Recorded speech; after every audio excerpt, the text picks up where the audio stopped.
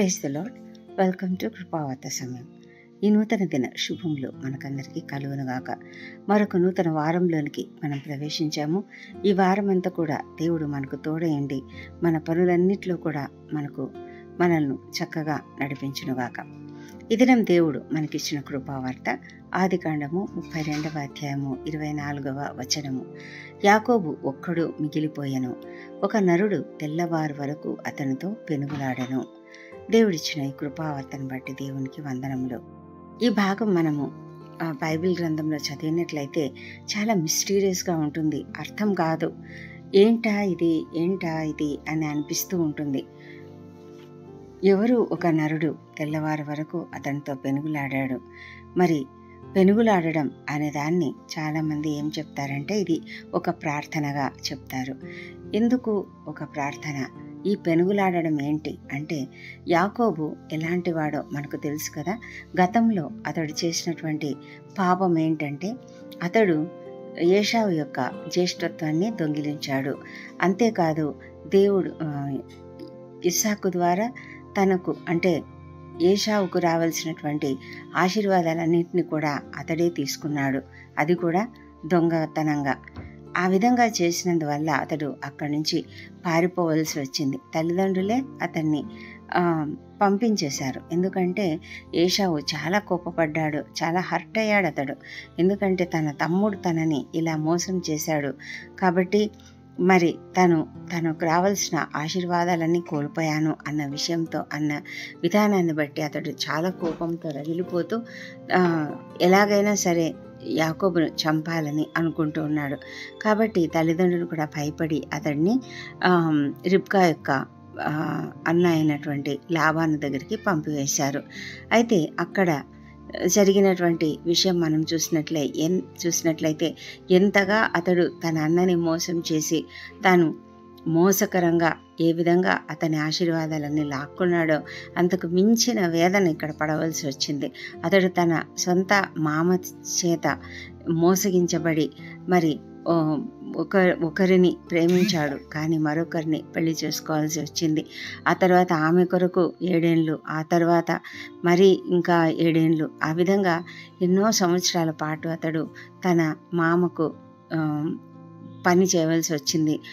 బానిసత్వంగా లాగా ఉండింది అది.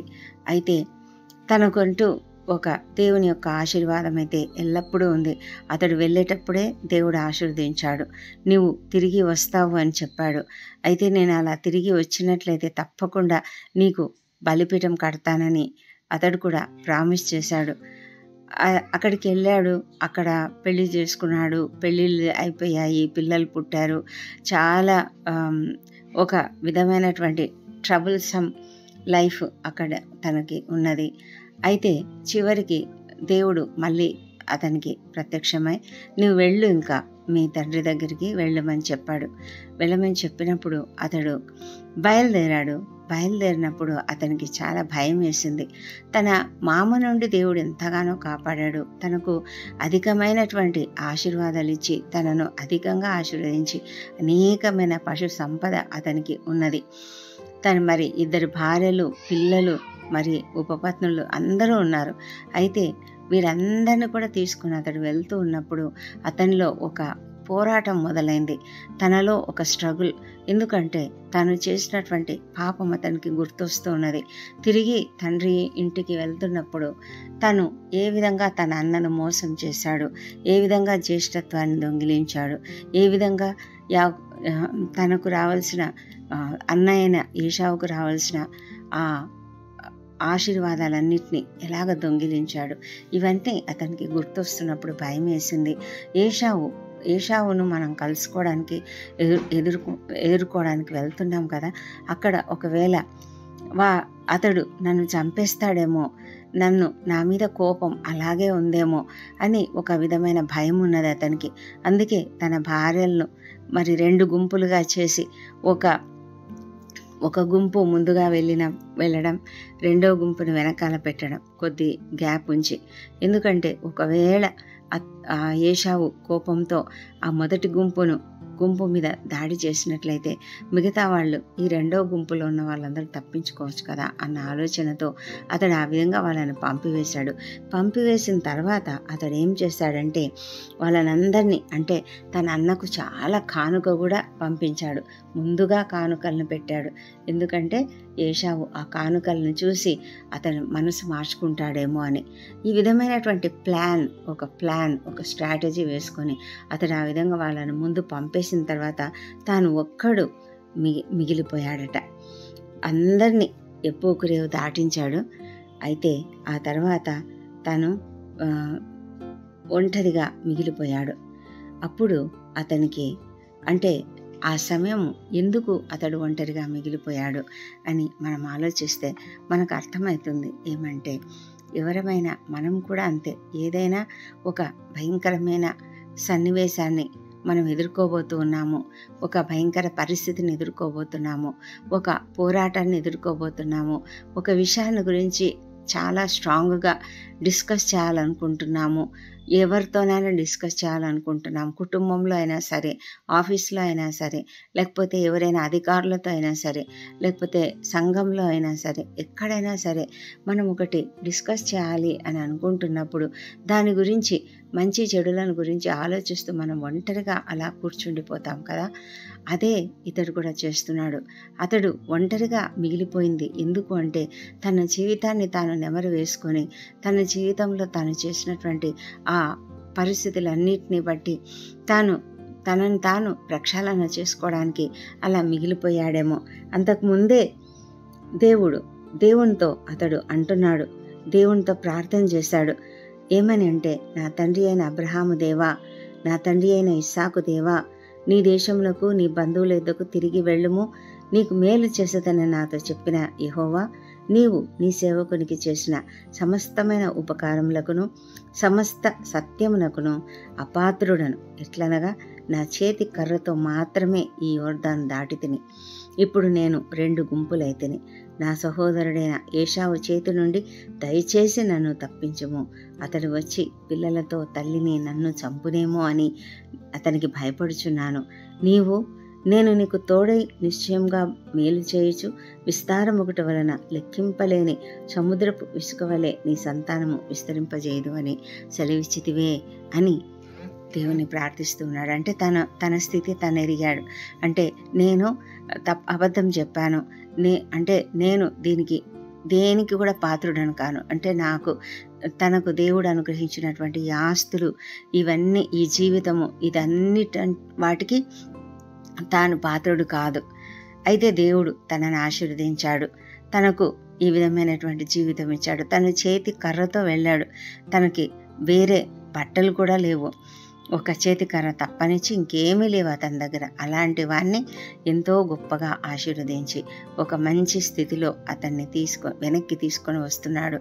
కాబట్టి మరి అంతేకాదు, దేవుడు అతనికి ఇచ్చినటువంటి ఆశీర్వాదములను, వాగ్దానములను అతడు జ్ఞాపకం చేసుకుని ఆ వాగ్దానములను ఎత్తి పట్టుకొని దేవుణ్ణి ప్రార్థించాడు.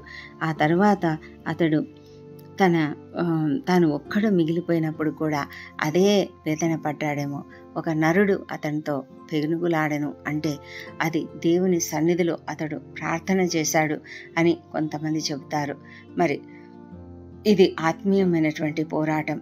అక్కడ ఉన్నది నరుడు అంటే ఆ నరుడు కాదది దేవుడే. దేవునితో అతడు పెనుగులాడాడు. మన జీవితంలో కూడా మనము ఒక్కొక్కసారి అలా పెనుగులాడవలసి వస్తుంది. మన పరిస్థితులను బట్టి, మనకున్నటువంటి కష్టాలను బట్టి, వేదనను బట్టి ఒక్కొక్కసారి ఒంటరిగా అలా దేవునితో చాలాసేపు మనము మాట్లాడుతూ ఉండిపోతాము, ప్రార్థిస్తూ ఉండిపోతాము. మరి తప్పకుండా దేవుడు అలాంటి ప్రార్థనకు జవాబిస్తాడు. ఈ ఒంటరితనం అనేది మనకు ప్రతి ఒక్కరికి కూడా అవసరం. మనము ఒంటరిగా ఉన్నాము అంటే తప్పకుండా మనము దేవునితో పెనుగులాడవలసినటువంటి సమయం. అంటే అందరికీ అంత అవసరమని కాదు, కానీ ఎవరికైనా అవసరం ఉన్నప్పుడు మనకు ఒక పరిస్థితిని, ఒక స్థితి, అంటే ఒకటి ఏదైనా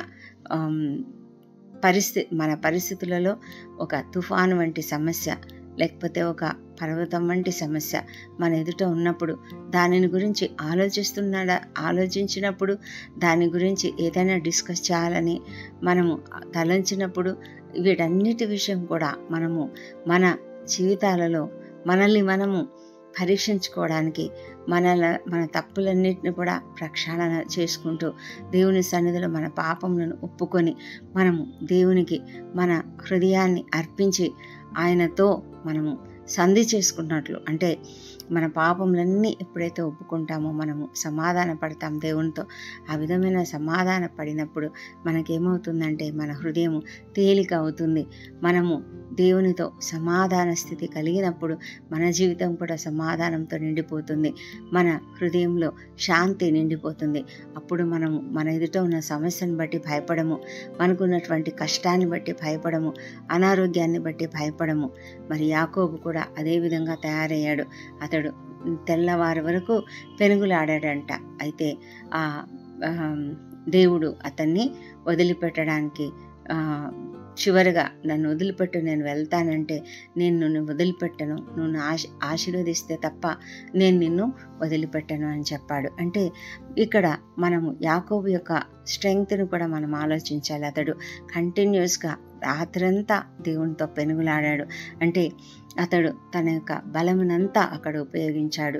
దేవుని సన్నిధిలో మన బలాన్ని పెడితే దేవుడు మనల్ని ఇంకా అధికంగా బలవంతులను చేస్తాడు. అంతేకాదు మనలో ఉన్నటువంటి పాపములన్నిటిని కూడా ఆయన తీసివేస్తాడు.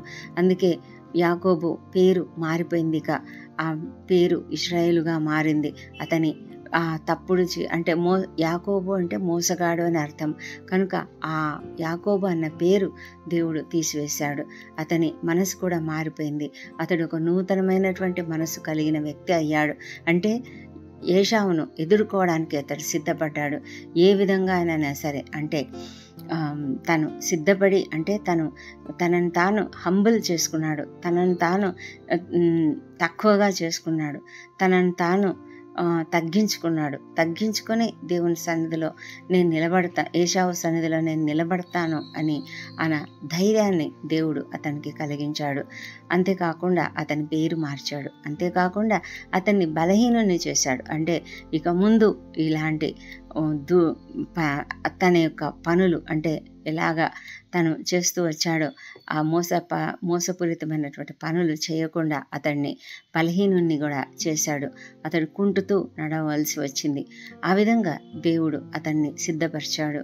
అంటే మనం కూడా మన జీవితాలలో ఒంటరితనంలో మనం దేవునితో పోరాడాలి. దేవునితో మరి మన ప్రార్థనా జీవితంలో ఆయనకు సమస్తంను అప్పగించుకోవాలి. మన హృదయాన్ని ఆయనకు అప్పగించాలి. మనల్ని మనం సరెండర్ చేసుకోవాలి. మన జీవితాన్ని ఆయనకు అప్పగించుకోవాలి. మన పాపములన్నిటినీ ఒప్పుకోవాలి. అప్పుడు మన జీవితం మారిపోతుంది. మనం నూతనమైనటువంటి మనసు, నూతనమైనటువంటి ప్రవర్తన కలిగిన వారమై ఒక మంచి హృదయంతో ముందుకు సాగడానికి దేవుడు మనకు ఒక దీనత్వము అనే వస్త్రాన్ని దీనత్వము అనే వస్త్రంతో మనల్ని కప్పుతాడు. ఆ విధంగా మనము మారిన హృదయంతో, మారిన జీవితంతో ముందుకు సాగుతాం. ఆ తర్వాత మనకు తెలుసు, యాకోబు ఏశావును కలుసుకున్నప్పుడు ఏశావులో అసలు ఎలాంటి ద్వేషము లేదు. అతడు సంతోషంగా, ప్రేమగా యాకోబును హత్తుకోవడం మనం చూస్తాము. అంటే దేవుడు ఏశావు మనసును కూడా మార్చివేశాడు. ఈ ఆ పెనుగులాట దేవునితో అతనికి ఉన్నటువంటి ఆ పెనుగులాటలో దేవుడు ఒక అద్భుతం చేశాడు. ఇతని మనసు మార్చాడు, తన అన్నయ్యన ఏశావు మనసు కూడా మార్చాడు. పరిస్థితులన్నిటినీ సమాధానకరంగా చేశాడు. కాబట్టి వారు సంతోషంగా అక్కడ జీవించగలిగారు. అతడు తన తండ్రిని కలుసుకోగలిగాడు. దేవుడు ఎంతో గొప్ప అవకాశం మనకు కూడా ఇస్తూ ఉంటాడు. అప్పుడప్పుడు ఇలా ఒంటరితనంతో మిగిలిపోవడం చాలా మంచిది. దేవునితో మనము సమయం గడపడం ఎంతో మంచిది. రాత్రంతా గడపడం ఇంకా మంచిది. రాత్రంతా దేవుని స్తుతించడం కూడా ఎంతో మంచిది. ఈ విధంగా దేవుని శక్తిని మనము పొందుకోగలుగుతాం. దేవుడి కృపావార్తను దీవించునుగాక. శాశ్వతమైన ప్రేమతో మమ్మల్ని ప్రేమిస్తున్నటువంటి మా ప్రియ పరలోకపు తండ్రి, నీకు వందనములు, స్తోత్రములు. మా ప్రభా తండ్రి, నీ సన్నిధిలో ప్రార్థించడానికి ఇక్కడ చేరి ఉన్నాం తండ్రి. మా అపరాధములను క్షమించండి. ఇతరులు మాడలా చేసిన అపరాధములను మేము కూడా క్షమిస్తున్నాము తండ్రి. ప్రభా మరి గడిచిన కాలం అంతా కూడా మేము ఏ పాపములు చేసి ఉంటున్నామో ఆ పాపములన్నిటిని నీ సన్నిధిలో ఒప్పుకునేలాగా ప్రభా మేము ఒంటరిగా ఉంటూ నీ సన్నిధిలో ప్రార్థించే కృపను మాకు దయచేయమని ప్రార్థిస్తున్నాం. ఒంటరిగా నీ సన్నిధిని ఎదుర్కోగలిగేటట్లుగా తండ్రి మా జీవితంలో ప్రభా మాకు ఒక మంచి చక్కటి ప్రార్థనా జీవితం దయచేయమని వేడుకుంటున్నాం ప్రభా. నాయన, నీవు ఆశీర్వదిస్తే తప్ప నిన్ను విడవను అన్న రీతిలో తండ్రి మేము స్ట్రాంగ్గా ప్రార్థించడానికి తండ్రి, దృఢంగా మరి నిశ్చయితతో ప్రార్థించడానికి మాకు సహాయం చేయమని ప్రార్థిస్తున్నాం ప్రభా. ఆ విధంగా చేసి తండ్రి మేము మార్పు చెందిన జీవితాలు కలిగి సంతోషంగా మేము ముందుకు కొనసాగడానికి మాకు కృప దయచేయమని ప్రార్థిస్తున్నాం ప్రభా. తండ్రి నాయన, యాకోబు జీవితంలో నుంచి మేము తెలుసుకున్న ఈ పాఠంను బట్టి నీకు వందనాలు చెల్లించుకుంటున్నాం ప్రభా. తండ్రి నాయన, మరి మా జీవితాలను కూడా అదేవిధంగా మార్చండి, మాకు సహాయం చేయమని ప్రార్థిస్తున్నాము తండ్రి. ఈ దినము మా పనులలో మాకు తోడుగా ఉండమని ప్రార్థిస్తున్నాము. మా ఉద్యోగ జీవితాలలో మాకున్న కష్టంలను మేము ఎదుర్కోవడానికి మాకు కావాల్సిన సిద్ధపాటును దయచేయమని వేడుకొంచున్నాం తండ్రి. తండ్రి, మీరు మాకు ఇస్తున్న శక్తిని, బలమును బట్టి నీకు వందనాలు ప్రభా. విద్యార్థులను దీవించండి, వారికి కూడా చక్కటి జ్ఞానం అనుగ్రహిస్తున్నందుకై నీకు వందనాలు చెల్లించుకుంటున్నాము ప్రభా. వివాహ ప్రయత్నం సఫలం చేస్తున్నందుకు వందనములు.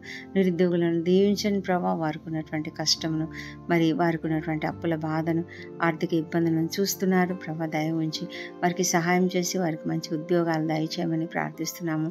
సంతానం కొరకు ప్రార్థిస్తున్నటువంటి వారిని దీవించండి.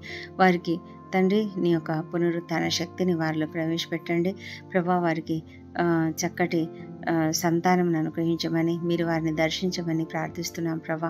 మీరు అద్భుత కార్యాలు చేయగలిగిన దేవుడు, మీరు చేసినారని నమ్ముతున్నాం ప్రభా. నీకు స్తోత్రం చెల్లించుకుంటున్నాము. కుటుంబంలో ఐక్యతను అనుగ్రహించండి ప్రభా. విడిపోయిన భార్యాభర్తలు కలుసుకునేలాగున సహాయం చేయండి తండ్రి. మనస్పర్ధలను తొలగించమని ప్రార్థిస్తున్నాం ప్రభా. దేవా తండ్రి, మరి వృద్ధులను, చిన్నారులను మీ సన్నిధిలో జ్ఞాపకం చేసుకోనండి. అదేవిధంగా గర్భిణీ స్త్రీలను ఆశ్రయించి వారికి కూడా సుఖమైన ప్రసవం అనుగ్రహించమని ప్రార్థిస్తున్నాము. మా ప్రభా, అనారోగ్యంతో బాధపడుతున్న వారికి స్వస్థత అనుగ్రహించండి. ఈ దినం ఎవరెవరైతే అనేక ప్రొసీజర్స్ కూడా వెళ్తున్నారో వాళ్ళకి కావాల్సిన శక్తిని, బలం అనుగ్రహించండి తండ్రి. ప్రభా, మరి ఐసీయూలో ఉన్న వాళ్ళను, మరి క్రిటికల్ కండిషన్స్లో ఉన్న వాళ్ళను లేవనెత్తి వారిని బయటకు తీసుకురమ్మని ప్రార్థిస్తున్నాం తండ్రి దేవా. మరి వారికి ఉన్నటువంటి ఆర్థిక ఇబ్బందులన్నింటినీ తొలగించమని ప్రార్థిస్తున్నాము మా తండ్రి. ప్రపంచమంతటా శాంతి, సమాధానం అనుగ్రహించండి. ముఖ్యంగా ప్రభా, ఇజ్రాయెల్ దేశంను జ్ఞాపకం చేసుకొని అక్కడ ఉన్నటువంటి యుద్ధ పరిస్థితులను సరిచేయమని వేడుకొంచున్నాం. మీరు ఇన్వాల్వ్ కమ్మని ప్రార్థిస్తున్నాం ప్రభా. యెరూషలేమును జ్ఞాపకం చేసుకోనండి. వారి నగరులలో క్షేమమును, వారి ప్రాకారములలో నెమ్మదిని దయచేయమని ప్రార్థిస్తున్నాము తండ్రి. రక్షణ లేని ప్రతి ఒక్కరిని రక్షించమని ప్రార్థిస్తున్నాం. యూదులందరూ నిన్ను తెలుసుకునేలాగున కృప చూపించండి ప్రభా. తండ్రి, దుర్వ్యసనాలకు బానిసలై నీకు దూరంగా ఉంటున్నటువంటి ప్రతి ఒక్క బిడ్డను కూడా మీరు జ్ఞాపకం చేసుకుని వారిని నీ వైపునకు ఆకర్షించుకోమని ప్రార్థిస్తున్నాం తండ్రి దేవా. మా దేశం దీవించండి. మా దేశం పని పరిశుద్ధాత్మను కుమ్మరించండి మా తండ్రి. మరి మా దేశంలో ఉన్న పరిస్థితులను కూడా సరిచేయమని వేడుకొంచున్నాం తండ్రి. ఈ దినము బర్త్డేలు, వివాహ దినం జరుపుకుంటున్న బిడ్డను దీవించండి. గడిచిన సంవత్సరం అంతా వారికి చేసిన ప్రతి మేలును బట్టి నీకు వందనములు. రాబోయే సంవత్సరంలో ఇంకా అధికమైన మేలులను వారికి అనుగ్రహించమని ప్రార్థిస్తున్నాము. మా ప్రార్థనలన్నీ అంగీకరించి జవాబులు ఇచ్చినందుకు నీకు వందనములు. ఈ ప్రార్థనలో ఏకీభవించిన ప్రతి ఒక్కరిని కూడా దీవించమని ప్రార్థిస్తున్నాము తండ్రి. మా ప్రార్థనలన్నీ మా ప్రభువును, మా ప్రియ రక్షకుడునైన యేసుక్రీస్తు అత్యంత శక్తిగల ఉన్నతమైన నామంలో అడిగి పొంది ఉన్నామని నమ్మి నీకు స్తోత్రం చెల్లిస్తున్నాం తండ్రి. Amen, amen.